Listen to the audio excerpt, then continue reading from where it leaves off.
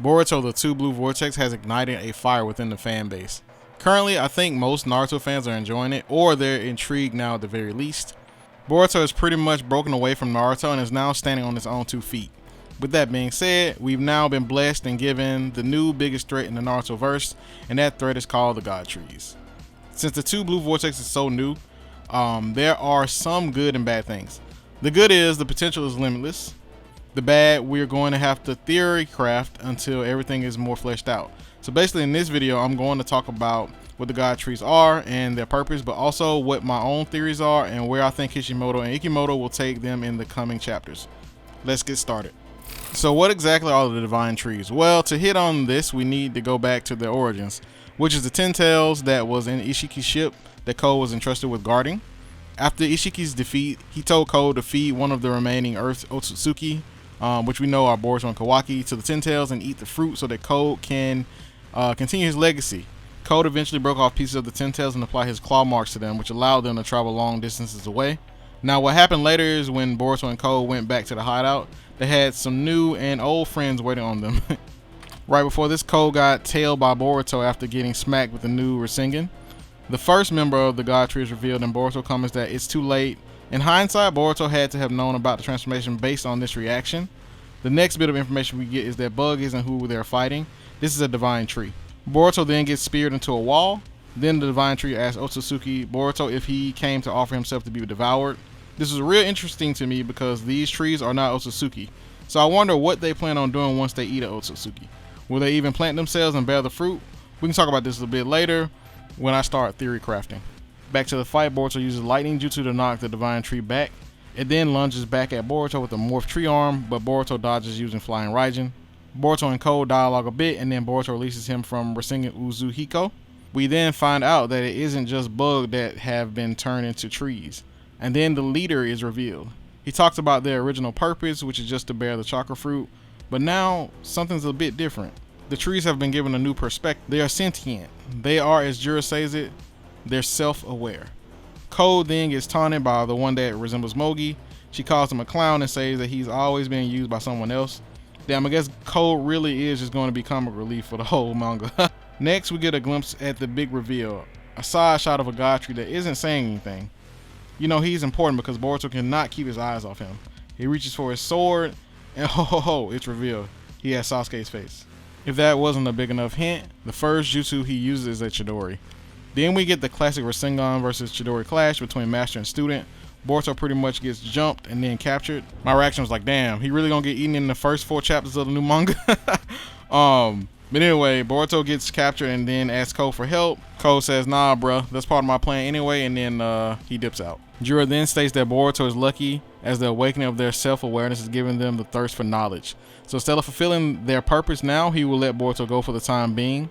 We're shown after that this is what happened to Sasuke and why the enemies look like him. The entity, sorry. He's unfortunately been turned into a tree. With all that being said, the origin of these beings gives us a clue to where the story may lead in the coming chapters. At some point, they will need to feel their desire and eat Boruto and Kawaki, but what if they actually do eat them? Why am I saying this? Well, things have changed since the death of Ishiki. A, they're no longer a mindless tree with one purpose. B, they're split into several parts with different personality types. It's stated that they are still one, but who knows what the next step will be. They all want more knowledge, but their instinct tends to draw them toward particular individuals. Basically, if they have strong bonds or relationships with that person, it makes the Divine Tree want to devour that person. I personally like the way Jura explains things. He's saying forget your original purpose. Do what you truly want, which is what is making them start to develop individually instead of being just parts of a whole. I think it's ironic, but the selfishness that he's instructing them to follow is basically just human nature manifesting itself. The worth of self and self-preservation over others has been the downfall of man in a sense of greater purpose for the species for all of time. Ironically, I think the same thing may happen to the God Trees. Eventually, each God Tree target is chosen, but I think the most interesting is the leader himself, Jura, as he has chosen Naruto. We all know as a reader that Naruto is tucked away and only Kawaki can release him, but why it's interesting, at least to me, is we don't know who the hell Jura even is. He doesn't look similar to anyone we've seen so far, and I can't think of anyone from part 1 or part 2 that he even remotely resembles. He can literally be anyone because as the Hokage, Naruto has interacted with the entire shinobi world. I just hope the writers make it interesting and he isn't someone completely random. Or if he is random, hopefully the background gets fleshed out pretty well and we end up liking it. You want to hear a crazy theory I have about Jura? He might be Kurama, or I should say some leftover energy from when Kurama dissipated. Hear me out though. Every target of the divine trees has a close tie to them.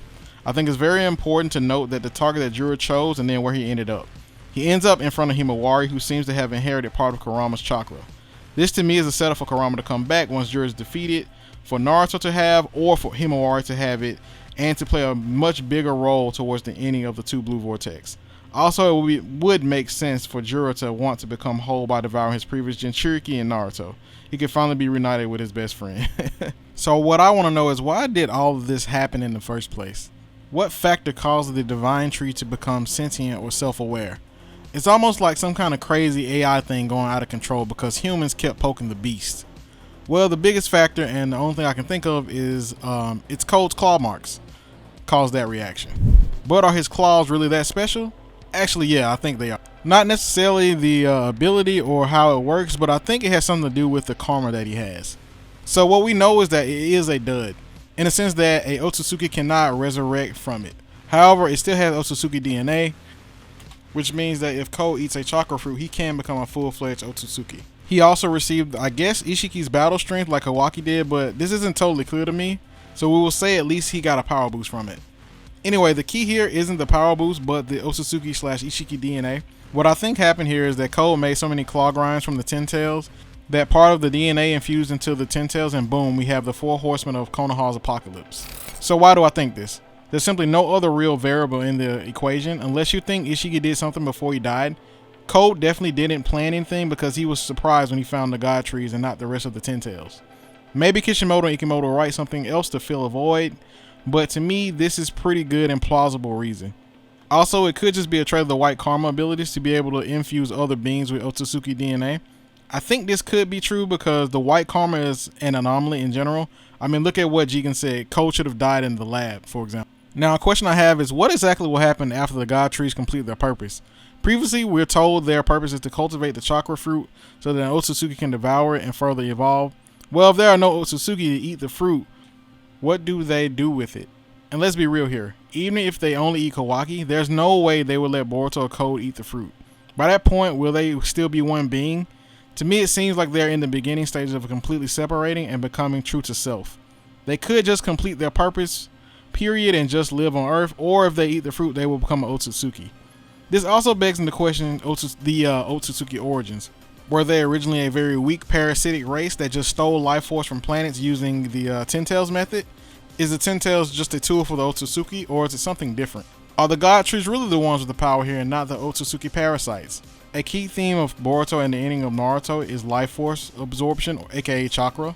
It really wouldn't surprise me if the Otsutsuki originally weren't that much stronger than humans, or maybe even humans from another time period that found the Ten Tail seeds that let them grow power by stealing the life force of a planet. Kind of crazy, isn't it? And we're only 8 chapters into the manga, so this could go anywhere at this point. What I personally would like to see is that the Ten Tails would be its own alien race from another planet. Maybe as the God Trees continue to evolve, they unlock memories or something that links them back to their original planet and race. The Otsutsuki could have conquered or deceived them because they wanted their affinity to drain life force, for example. And at some point, the Otsutsuki realized they could then plant them to make the trees, or the Otsutsuki could have modified their DNA to become the tree once they were planted. Something along those lines. I mean, I just personally think that another big player besides the Otsutsuki and Boruto would be kind of cool, and also give the Ten Tails a purpose besides just being a mindless monster that's just meant to be eaten, for example. Maybe there could have been a war between the Otsutsuki and the Ten Tails race, and Otsutsuki eventually won, and then they just subjugated them to their will. Now, the last topic of the video and what I think that would happen. Let's say Kawaki gets turned into a fruit. I can see the Divine Trees with their new personality traits fighting over who gets to eat him. I think by this point, the Ten Tails will no longer be able to return to being just one. And I don't think that any of the Divine Trees will want to give their newfound individuality anyway. In an all-out war, Jura would probably come out on top because A, he's the leader, B, he's going after Naruto, so whatever. We just gonna assume that he's the strongest. Also, after Jura defeats each god tree, he would probably just absorb them and assume the dominant personality in Barlow. Also, I wanted to point out that this doesn't necessarily kill Kawaki. He could place a karma on someone and resurrect that way, since he's pretty much a full-fledged Otsuki anyway. And I actually think that Kawaki would do it even if it sacrifices a person, because Kawaki's goal is to protect the leaf and Naruto at all costs.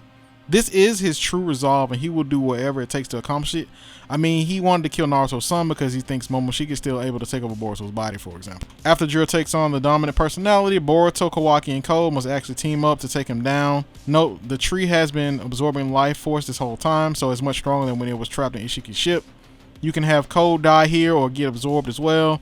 Boruto and Kawaki must use everything they have to defeat Unchained Limiter removed Otsutsuki Jura. They eventually do, and that's the end of this saga. Kawaki attacks Boruto, and they finally have their fight. Maybe at the end they have to sacrifice their karmas or something to bring everyone in Konoha back from their vegetative tree form state. Well, I guess everyone in the shinobi world, because everything's united now. But yeah, I think that's enough theory crafting for this video, and I'm getting tired. So I'm planning to drop this video before the new chapter comes out, which is chapter 9, which I think should come out this week. Though this video could be invalidated fairly quickly if the authors give us some origin knowledge ASAP. So if that happens, not my fault, bro. I'm just out here trying to make videos for fun. Plus, the new Boruto is a pretty open book. You can interpret things so many different ways right now, and to me, at least, this is fun, especially as a content creator. So go ahead and tell me where you think the series will go with these guys. To me, it's pretty wide open, like I said, but I would be curious who ends up being right in this situation. And yeah, that's it. Like and subscribe, please. Please give me the 1K subs and try it. I plan to keep pumping out these videos as much as I can, so help your boy out and stick around. Anyway, see you on the next one. Liquid Zero out.